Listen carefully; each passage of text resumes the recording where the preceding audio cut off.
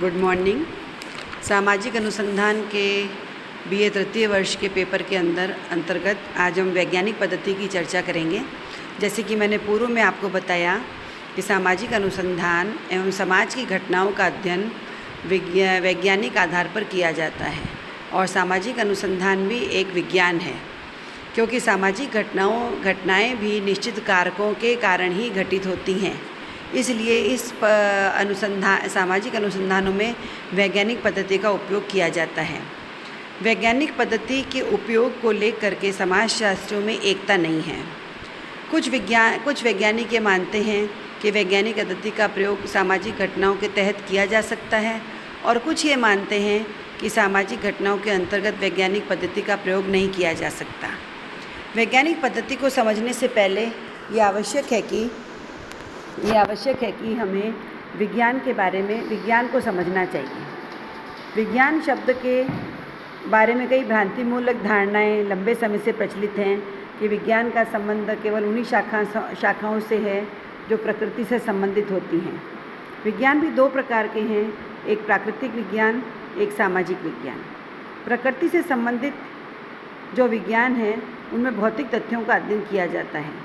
इसीलिए यह मान्यता विकसित हुई कि ज्ञान की वे शाखाएं जो कि मानव समाज से संबंधित पक्षों का अध्ययन करती हैं उन्हें हम विज्ञान नहीं मान सकते, जो कि गलत है। यह जन साधारण में एक धारणा पनप चुकी है, लेकिन शिक्षित वर्ग आज भी इस मान्यता को स्वीकार नहीं करता है और यह धारणा सत्य से परे है। इसीलिए कहा जाता है कि विज्ञान का संबंध विषय वस्तु से नहीं है, बल्कि विज्ञान का संबंध वैज्ञानिक पद्धति से है। किसी विषय के अंतर्गत किस चीज़ का अध्ययन किया जाएगा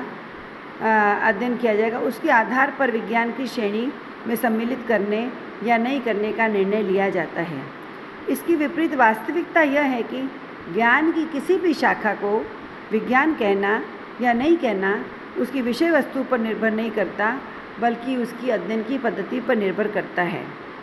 अतः हम यह कह सकते हैं कि जिन विज्ञानों में वैज्ञानिक पद्धति का प्रयोग किया जाता हो वह विज्ञान की श्रेणी में आती हैं। कार्ल पियर्सन का कथन है कि सभी विज्ञानों की एकता उसकी पद्धति में निहित है। यह सही है। उन्हीं के शब्दों में वैज्ञानिक पद्धति विज्ञान की सभी शाखाओं में लगभग एक जैसी ही होती है। सभी विज्ञानों की एकता उसकी पद्धति में निहित होती है, न कि सामग्री में। वह व्यक्ति जो किसी भी तरह के तथ्यों का वर्गीकरण करता हो, पारस्परिक संबंध को देखता हो तथा उनके अनुक्रमों का वर्णन करता हो, वह वैज्ञानिक पद्धति का उपयोग करता है। इसीलिए प्राकृतिक विज्ञानों के अंतर्गत जिस तरह से वैज्ञानिक पद्धति का प्रयोग किया जाता है, ठीक उसी प्रकार से सामाजिक अनुसंधानों में भी वैज्ञानिक पद्धति का उपयोग किया जाता है। विज्ञान के संदर्भ में वैज्ञानिक पद्धति बहुत महत्वपूर्ण है। वैज्ञानिक पद्धति कोई नवीन पद्धति नहीं है, बल्कि इसका उपयोग लंबे समय से ज्ञान की विभिन्न शाखाओं में होता रहा है। समाजशास्त्र के संस्थापक अगस्ट कॉम्ट ने भी अपने विचार प्रकट किए हैं और लिखा है कि परीक्षण, प्रयोग और वर्गीकरण की व्यवस्थित विधि को ही वैज्ञानिक विधि माना जा सकता है। लुंडबर्ग ने वैज्ञानिक पद्धति के अर्थ को स्पष्ट करते हुए लिखा है कि सामाजिक वैज्ञानिकों में यह विचार पुष्टता प्राप्त कर सकता है कि उनके जो समस्याएं हैं उन्हें यदि हल करना है तो सामाजिक घटनाओं का निष्पक्ष और व्यवस्थित अध्ययन किया जाता है, जो कि अवलोकन, सत्यापन, वर्गीकरण और विश्लेषण पर आधारित हो। अर्थात अवलोकन द्वारा प्राप्त तथ्यों की समानता और भिन्नता के आधार पर ही हम उनका वर्गीकरण कर सकते हैं। तभी हम वैज्ञानिक पद्धति का प्रयोग किसी भी ज्ञान की शाखा में कर सकते हैं। वैज्ञानिक पद्धति की प्रमुख 5 विशेषताएं बताई गई हैं। पहला, सत्यापनशीलता। दूसरा, निश्चयात्मकता। तीसरा, वस्तुनिष्ठता। चौथा, सामान्यता एवं पांचवा, पूर्वानुमान की क्षमता।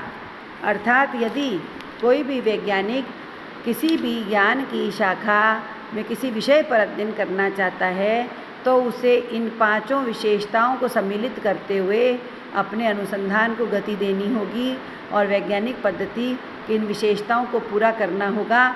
तभी वह सत्य तक पहुंच सकता है और सत्य के निष्कर्ष तक पहुंच सकता है और वैज्ञानिक पद्धति के द्वारा निकाले गए निष्कर्षों को सामान्यतः लागू किया जा सकता है।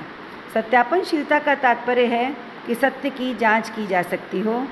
यह एक सामान्य नियम है कि यह जैसे भौतिक विज्ञानों में एक नियम है कि 100 डिग्री पर पानी भाप में परिवर्तित होता है। चूँकि यह निष्कर्ष वैज्ञानिक पद्धति पर आधारित है, इस कारण इसकी सत्यता की पुनः जांच की जा सकती है। उसी प्रकार समाजशास्त्र में भी हम यह सिद्धांत बना सकते हैं कि विघटित परिवार बाल अपराध में योगदान देते हैं। इस घटना की पुनः जांच की जा सकती है और पुनर्परीक्षण किया जा सकता है। अतः सत्यापनशीलता इसकी प्रमुख विशेषता है।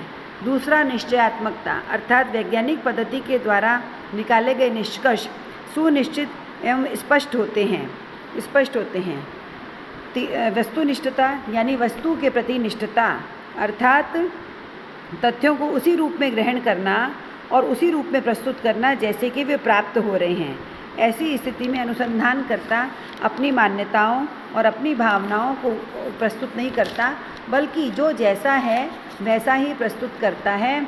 अर्थात वैज्ञानिक पद्धति के द्वारा जो अध्ययन किए जाते हैं उनमें अनुसंधानकर्ता स्वयं को घटनाओं और तथ्यों से अलग रखता है और उससे कि तथ्य किसी प्रकार भी उसके विचारधारा से प्रभावित नहीं होते हैं।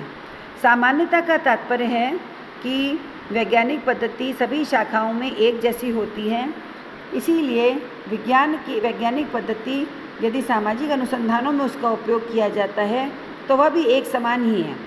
सामान्यता के संदर्भ का मतलब है कि वैज्ञानिक पद्धति के आधार पर जो निष्कर्ष प्राप्त किए जाते हैं वे केवल निश्चित स्थान, समय, इकाइयों के लिए सही नहीं होते, बल्कि सामान्यीकरण पर आधारित होते हैं। और पूर्वानुमान की क्षमता से तात्पर्य है कि वैज्ञानिक पद्धति में पूर्वानुमान की क्षमता होती है, अर्थात उनसे प्राप्त तथ्यों और निष्कर्षों के आधार पर भविष्य में होने वाली घटनाओं के बारे में पूर्वानुमान किया जा सकता है। अर्थात हम उसका पूर्वानुमान लगा सकते हैं और उसे समाज से संबंधित विभिन्न प्रक्रियाओं के बारे में प्रस्तुत किया जा सकता है। ये वैज्ञानिक पद्धति की प्रमुख विशेषताएं हैं।